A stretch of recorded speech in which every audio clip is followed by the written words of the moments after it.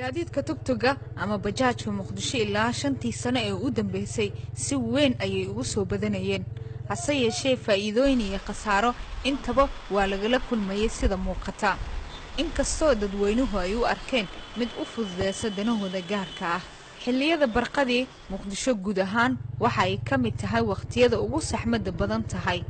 meelaha qaarna xaaladoodu waa caadi waxaana la kulmay Rayaan Abuukar oo wali da'da 20 aanan gaarin xiiso gaar ah ayay ii lahayd maadaama ay wada ka tahay tugtug ama bajaaj waxaan u arkay in ay tahay gabadhii ugu horeysay ee gaadiidkan yar wadaha ka noqotay sheekada si aan u dhuuxo Rayaan ayaan weydiisay in aan wax badan ka ogaan karo shaqooyinkeeda kaalin shidaal ayay ka soo qaadatay badrool si ay shaqooyinkeeda ugu gudato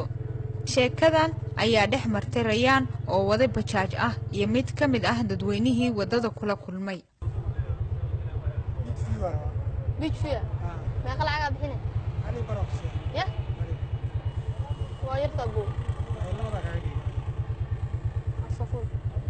dadka oo dhan ayay xiiso u lahayd gabadhan tugtuga darawalka ka ah balse muhiimaddu waxay ahayd sababaha ka dambeysay in bajaajka ay wada ka noqoto Rayaan oo gabar yar ah mudayran wada oo wadi jiray waa ka haray kalluumaysataa noqday kalluumaysatada markii hadda bad xanfar ama bad xiran sida ay dadku u yaqaaniin dadka qaar ay yaqaan dadka badda ka kalluumaysta ayaa dhacay maalintii waa kale bajaajka ku soo laabtay aan hore uga haray maadaama bulshooyinka ay baratay hadana ay iga kireysnaa marka hore leeyma aqoonin waa leedigi jiray nimanka bajaajka way isoo hordhigi jireen marka hadda ku soo laabtay bajaajkayga bad xiran maadaama uu dhacay $10 oo ku soo kireystaa marka ku soo kireysto wixii iga siyaadana qaato wixii kale ana qof kale bajaajka aan ka soo qaatay maalinta aan bajaaj kireysan waayna buugaag aan qoray aan wareejiyaa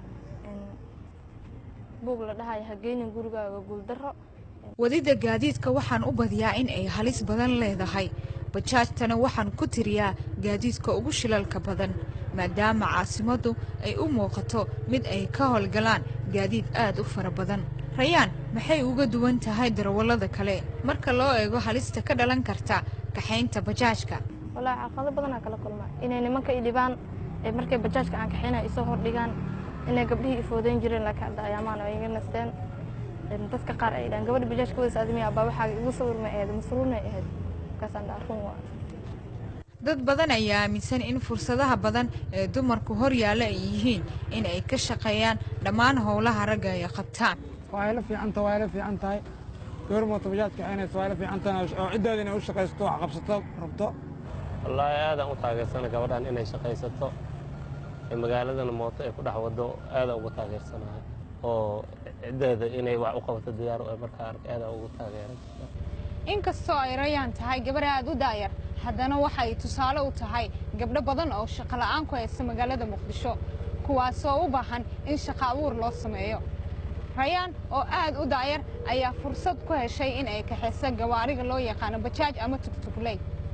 taasina fursadeedu waxay ka bedeshay reerkeeda badana waxay ka aaminsan yihiin dumarka raga inaynan waxba qabsan karin laakiin waxaan tusayaa inay gabdhuhu wax qabsan karaan maadaama ay raga badi taageeraan badina aynan